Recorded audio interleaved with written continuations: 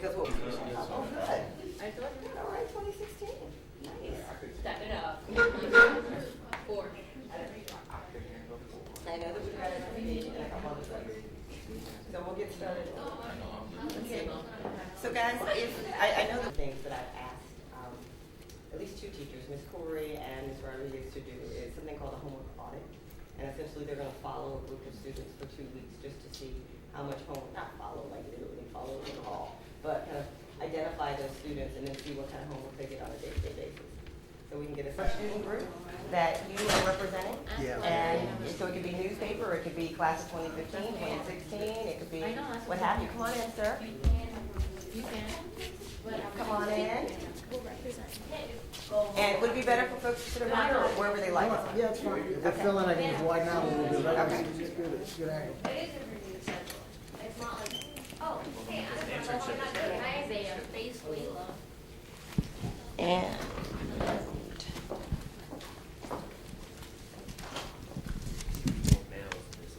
anyone need a pen or a pencil? Pen or pencil?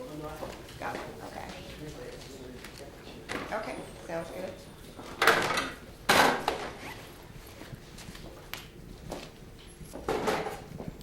So guys, we're going to go ahead and get started. We want to talk to just you guys. If other people come, then we'll add them in. But we didn't get a chance because of the snow days and the delays to really advertise this as much as I would have liked.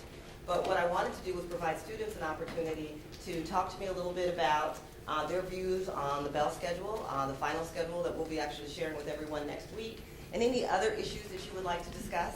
Some of the things we've already kind of preliminarily talked about are homework, school climate, even this whole discourse day thing and what our school focus is, maybe how our school is viewed by other students and other schools, all of those things, anything you would like to talk about. My personal interest is I really want to hear your feedback about the Bell schedule because though we've committed to a certain type of schedule, I want to make sure that whatever we do moving forward takes into consideration things that you might be concerned about. I know there's some particular concern about abbreviated schedules and internships, all of that. So this is your forum to talk about that. You may eat. That's why we chose this room. So if you've got a snack with you and you'd like to eat, don't stop eating. If you've just arrived and you've not filled out an index card, then you need to do that. On your index card, you're writing your name and whatever student group you're affiliated with. So the reason we're doing that are 2 things. One, all of the folks who are here you all are eligible for a drawing for Chipotle gift cards. And so you want your name on the cards. When I pull it, I'll know actually who to give the gift cards to. And then the other piece is that the student group that has the most representatives will receive a $50 contribution from the school to their organization. So for example, if I've got a lot of people from 2016, where are you? These folks, okay, 2016, it may be that the class of 2016 gets a $50 contribution to their class, which helps with a lot of your fundraising. Or, for example, if I have people who are here from the class of 2017, where are they? Okay, so you may want to text some friends, but if I have people who are here from the class of 2017, then if you all have the most representatives who contribute positively to this discussion, then the $50 contribution goes to you. And then all of my other student groups, cheerleading, newspaper, MSP, all of those folks are eligible. So I'm going to,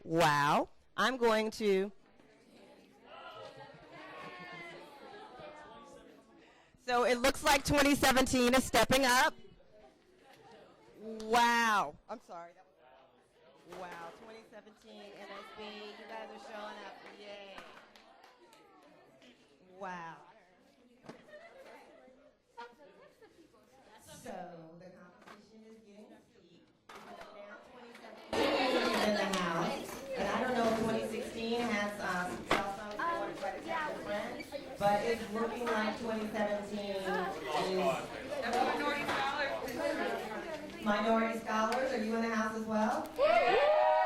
Excellent, excellent. Again, what is up for grabs? Individually, you are eligible to win, thank you, a Chipotle gift card. And so certainly that is something that you individually can get. But whatever student group that has the most representation gets a $50 contribution from me to your organization. And that'll help with your fundraising and anything that you would like to do.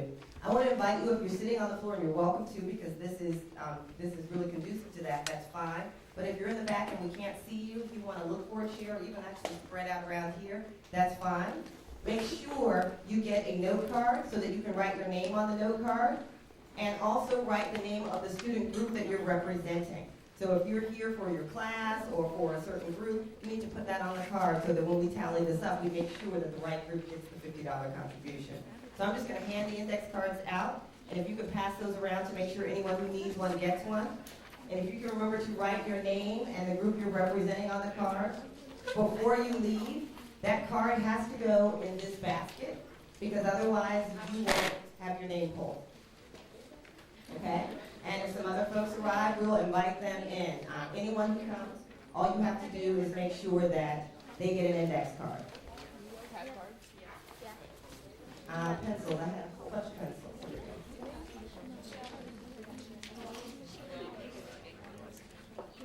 Pens and pencils, I'm just going to hand around a huge stack of them, and you guys can share them if you please. And then just put them all in one place, and I'll pick them up when we're done. Thank you. Thank you, thank you. Excellent. And guys, there's a basket here that's going to come around. Welcome, come on in. We're going to go ahead and get started. My purpose in having you here today is I wanted to make sure there was an opportunity for students to weigh in on some important things that are happening at the school. You know that next year we're looking at moving to a new bell schedule. And that bell schedule is going to be a hybrid 7 block. And so I want to make sure, come on in and take a seat wherever you like. I want to make sure that I hear from you any concerns that you may have about the hybrid 7 block. And I'll talk to you a little bit about what those periods will look like and how classes will be impacted. And then I also want to take any questions from you all. It's pretty informal. Have your lunch if you brought it with you. If you'd like to ask a question, because we are filming and I want to make sure that we have this, I am going to ask that you try to move to one of the mics if you can. If you can't, this room noise carries, so it's fine. And if you'd like, I can try to hand the mic to you. So it's pretty informal. But I do want to make sure that I grab all of your opinions. Again, a reminder about the note cards, get your name on it. Make sure you name you have the group you're representing as well. So let's begin. Let's talk about the bell schedule. So does anyone have any questions or concerns that you would like me to answer related to our new bell schedule for the next year? Yes?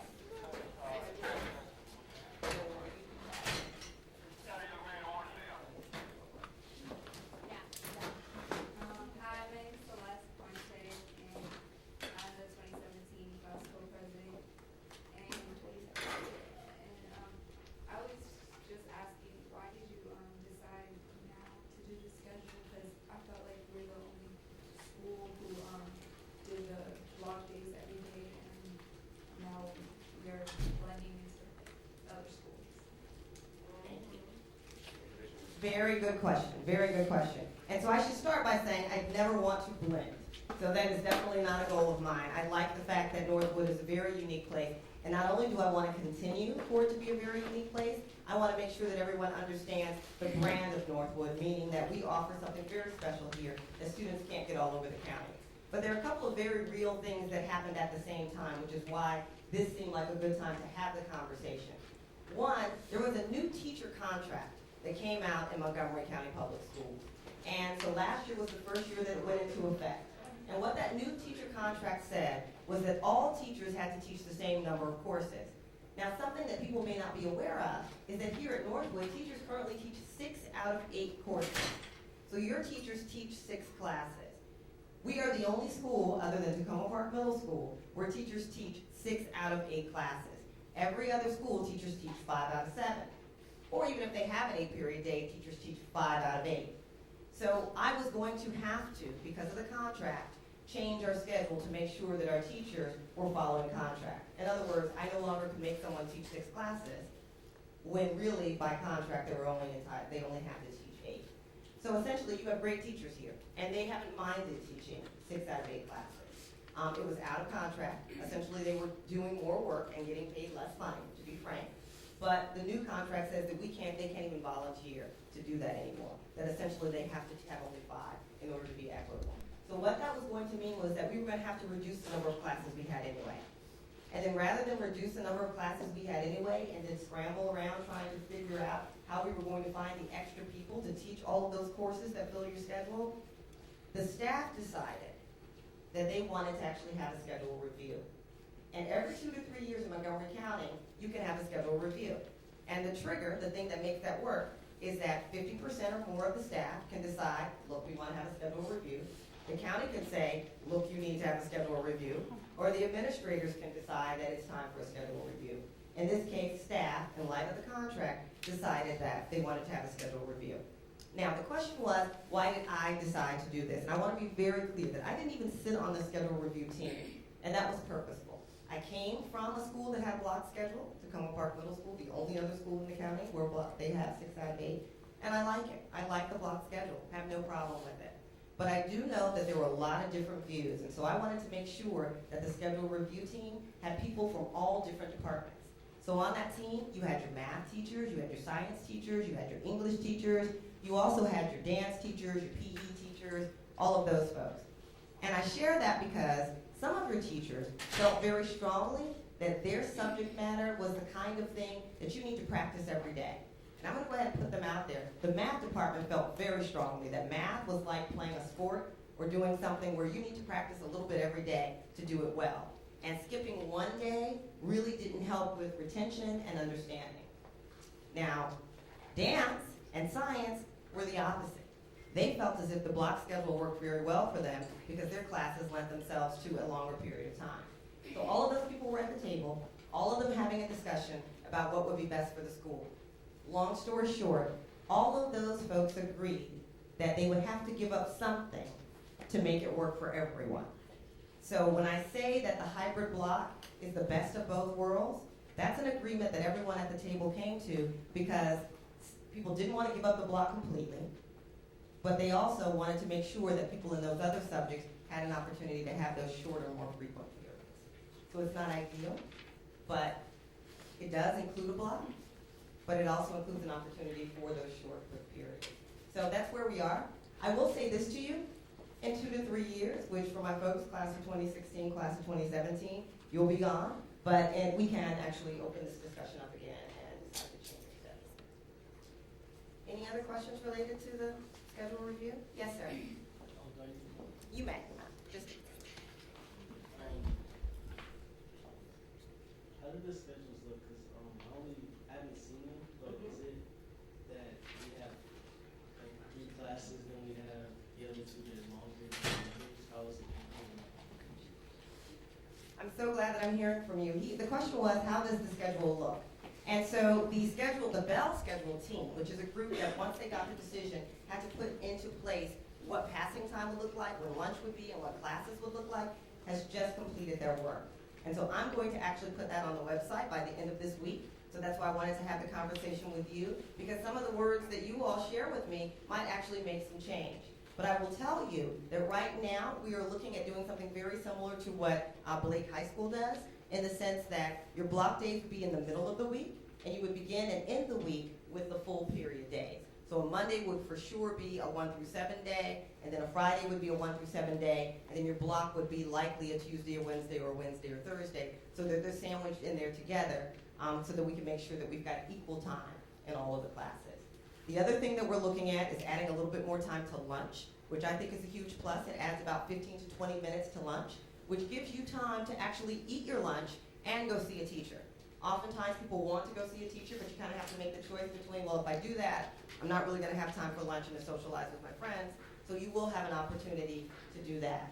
And then the other piece is there is one class that will meet every day and will never have a block. And that class will be 5th period. And so one of the discussions we're having is what classes should we never put in that space. For example, we're going to really try never to put a science class in that space, or never to put a dance class in that space, because it's just 50 minutes, it's just not enough time to be able to get changed and get out there and do it. And if you never have an opportunity for a block, you would lose the value of that class. The other thing that I don't know that people fully understood is under our last schedule, if you are, for example, in an AP class, and you know, if you're in an AP class, you take those tests early. You don't wait until final exams, you take them early.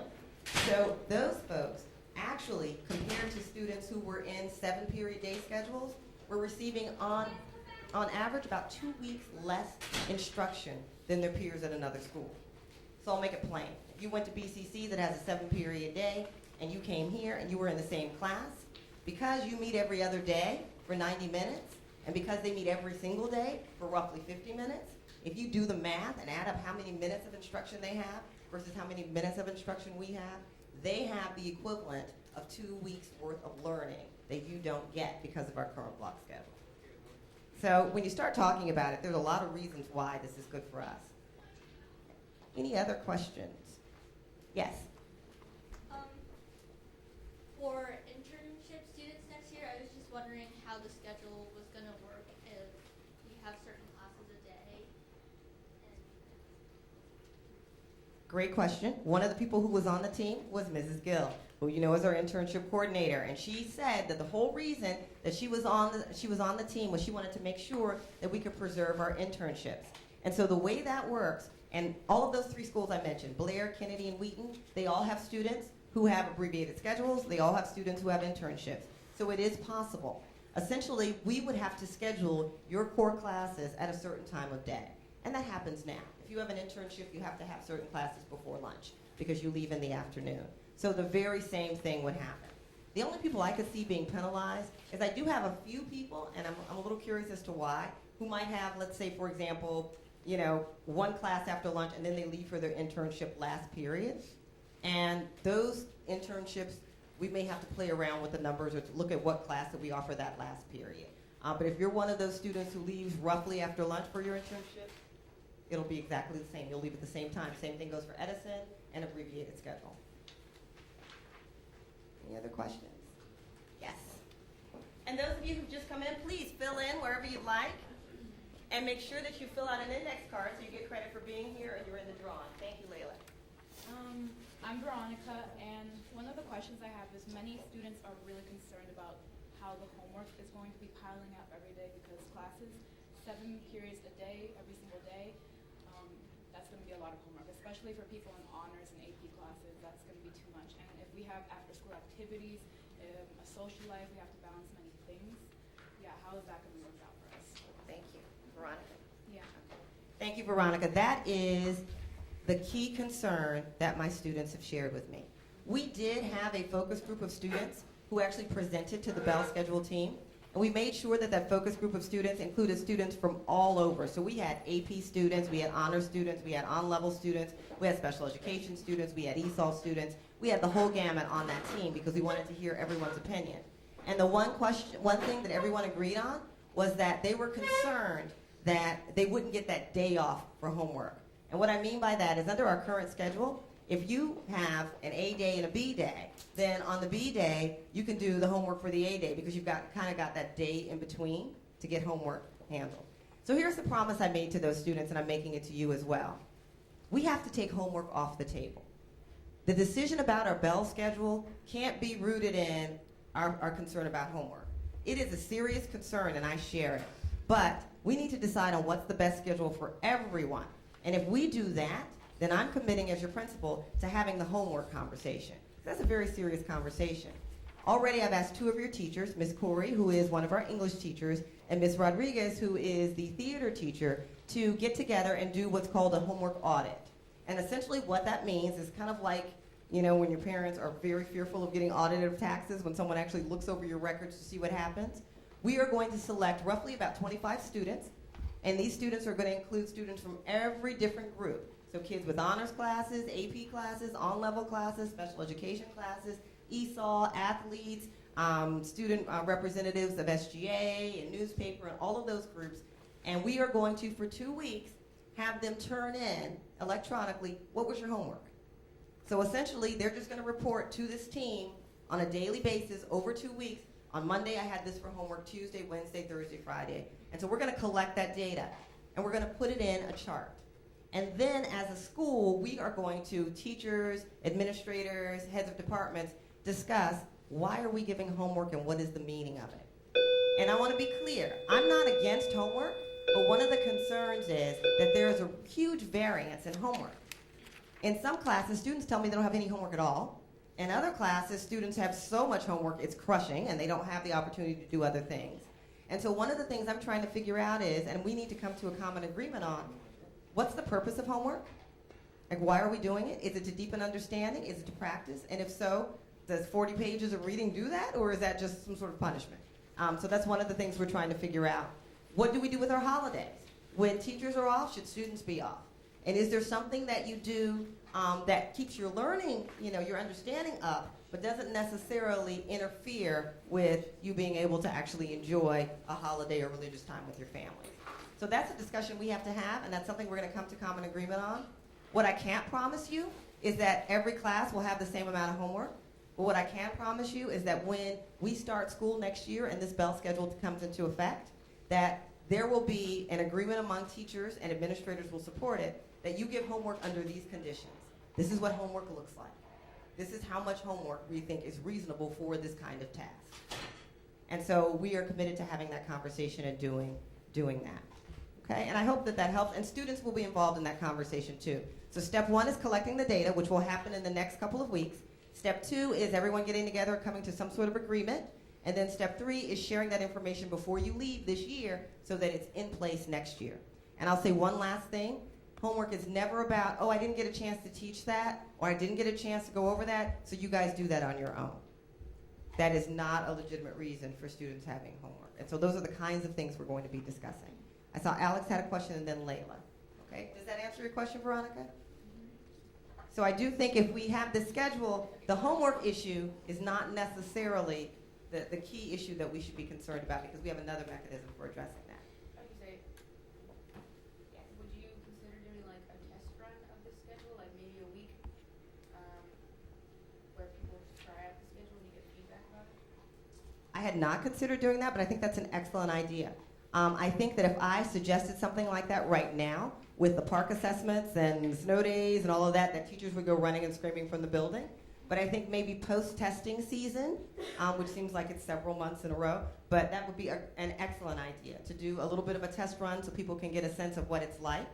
I think it's very important not just for students, but also for teachers, because some teachers are used to leisurely teaching something over an 80-minute block. They're going to have to figure out how to get through that shortened period and make sure that students learn. So it's an excellent idea.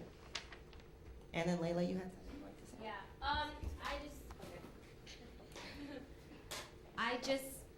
I just wanted you to kind of explain the relationship between us not having like abbreviated schedules and how that's not in correlation with the change of schedule, which is what you had told me. But I just wanted them to know too. Okay, absolutely. So I think a lot of messages went out at once, and so people kind of group them with, as a result of the schedule, these things are so. And so I need to kind of decouple one of these messages for a moment. I have concern about abbreviated schedules, and I'll be frank about that. My concern about abbreviated schedules is that I believe, in my experience, I know that colleges and employers are looking for folks to be students full-time, all the time. They want to see you enrolled in courses all the way up until the very end. And those of you who applied to colleges, you know that those colleges are looking at your second semester grades, not necessarily as why they're admitting you, but just to confirm that you are who they thought you were, that you didn't just kind of blow off the remainder of your senior year. That said, I do understand that there are very legitimate reasons for having an abbreviated schedule. So one of the things I said to counselors in the beginning of the school year was, we need to look at our policies for abbreviated schedules. And we need to think about who has an abbreviated schedule and why. And certainly, we are going to continue to allow students to have abbreviated schedules. But I'll be frank, I am discouraging abbreviated schedules if you really don't have a job to go to, you aren't actually, enrolled, you really don't have anything to do but just hang out, because a lot of my kids with abbreviated schedules end up asking me for passes so they can stay in the media center and work on things. And Mr. Brennan's smiling, but so they can work on things because they don't really actually have anywhere to go. And that's fine on an occasional basis, but the question it raises for me is, well then, why don't you just enroll in a class that you've always thought about taking? Why don't you just explore something different? And the reason for that is a couple. One, colleges and employers are looking for that, and I know that from my experience, and in good conscience, if I'm going to be your advocate, and I am, I have to encourage you to do what's going to benefit you. I can't say, just hang out, you've earned it. That's just really not the right message that I should be sending responsibly to you. And then the other is, it becomes a safety issue for me as a principal. If I have students who don't have classes, who are in the building, and I'm not really sure where they are, and there's any kind of emergency at all, I'm accountable for you and I don't know where you are. So it makes me seem really mean, particularly on very cold days, but if you don't have anything to do, I have to ask you to leave.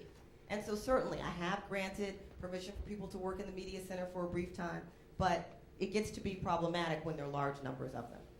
So what I was talking about with Layla related to abbreviated schedules, internships, you've got a job, you've got a legitimate reason, and I won't go over all of them because some of them are personal and you'll have to share with me, then yes, you get your abbreviated schedule. And our schedule works well with that, very much the same way that the internships do. We would schedule the courses that you need in the early part of the day, and then you would be able to leave after lunch.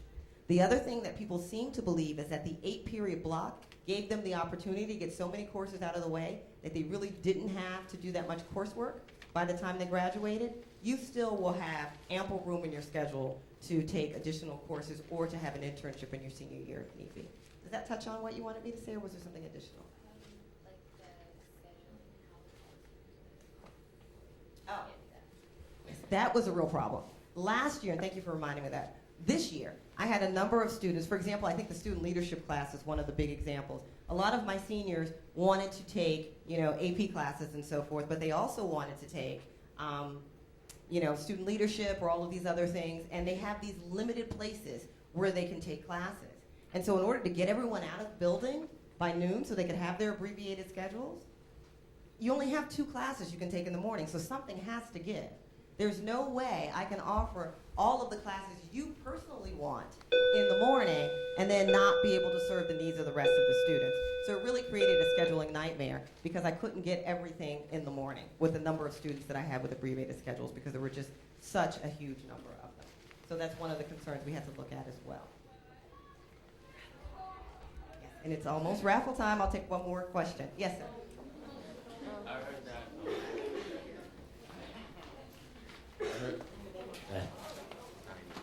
It's on, isn't it? Hello? Very close to your mouth. Testing, testing. And you'll be excused. 1, 2. I heard that school is going to be starting 25 minutes later next year. I just wanted to know what the purpose is that. Because if it's for getting us more sleep, it wouldn't really make a difference. Because in order to solve that problem, I feel like we would need 1 more hour in the day for us to be able to get enough sleep. So I just wanted to. No, thank you so much. And guys, I know a lot of us were getting our raffle tickets in, so we may not have fully heard the question, but the question was about the later bell start time. And we will be starting school later. In fact, we've adjusted our new schedule so school would start classes would start at 7:45. And the concern was initially that students needed more sleep because students in your age group tend to need more sleep physically. His concern was that the 20 minutes seemed like that didn't really answer the need because, to be perfectly honest, if you start school 20 minutes later, how many of you are going to get more sleep or how? So a couple of us who love sleep, and I'm with you, will use that 20 minutes to go to sleep. A number of other people will still get up the same time, maybe stay up a little bit later the night before. And so the concern is, what was the point of that? And I'll tell you what I think. I think that the Board of Education was in a really tough position. I think they were in a tough position because they had a group of advocates who really were looking for more time for students to sleep. And that proposal started school about 55 minutes later, almost an hour later.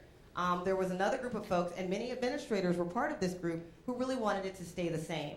I will tell you that my concern has always been my folks with after-school activities and those kinds of things. How late would they be getting home and so forth? And a whole hour felt like I was having students who would normally be on a Friday night on the road, 8:30, 9 o'clock, now getting to 10 o'clock and so forth, coming from a school event. And that seemed to be problematic to me. So that was my concern. So I think that the Board of Education, and I'm not speaking for them, this is my thought, decided they would split the difference and compromise with this 20-minute plan. And sometimes when you come up with a compromise, you end up with no one being completely happy because the folks who wanted more sleep were like, that's not enough time for sleep. And the folks who thought that, I really don't want kids to start later, we're thinking, well, 20 minutes is not that big of a deal, but it's enough of a deal to be an annoyance in the sense that I have to go now and change all my schedules and change everything around for 20 minutes, and I'm not sure that it has the value that people think that it will. Bottom line, however, school starts at 7:45, and the good thing for Northwood is we're doing all of this at once. We've got a new bell schedule, and we've got a later start time. So the adjustment period, at least we're doing it all at once, as opposed to having to do it piecemeal. But I understand, and I know that the Board of Education is getting an earful from parents, from students, and lots of other groups about their decision. So that's where we are. And it ends at 2:30. Pardon? And it would end at 2:30. Absolutely, school ends at 2:30. I've got to do a raffle. You have a question while I pull a name? Yeah, you know how we have it's it's 1 through 7 from like you said Monday, Tuesday, Wednesday, and Thursday are the block, and then it's Friday. So will those periods of block, when you guys have to figure out if like people who take chemistry and have labs, will those classes go in the block schedule or wait like June 1 through 7? So those classes will, on Mondays and Fridays, absolutely be on the 1 through 7. But we would also make sure that those kinds of classes would never be the class that always meets for 50 minutes. So you would always have a block. And what most of my science teachers have said is they don't typically have more than one lab a week. So that they would just always plan their labs for the block days. That's the way they would handle it. Okay. So I've got to pull 3 names now. Wait. Yes. Oh, then I need to make sure I have them. I've got to pull 3 names. And these 3 names walk away with a Chipotle gift card. And then the other piece is I am going to ask my team to count up the number of student groups that you represent. And the student group that has the most representatives will walk away with a $50 contribution from me to whatever group you choose. So it could be the class of 2016, which has a lot of folks, class of 2017, class of 2015, MSP. Who else do I have represented? SGA? Anyone else? What group? Jazz band. I mean, I've got lots of different groups here. Excellent.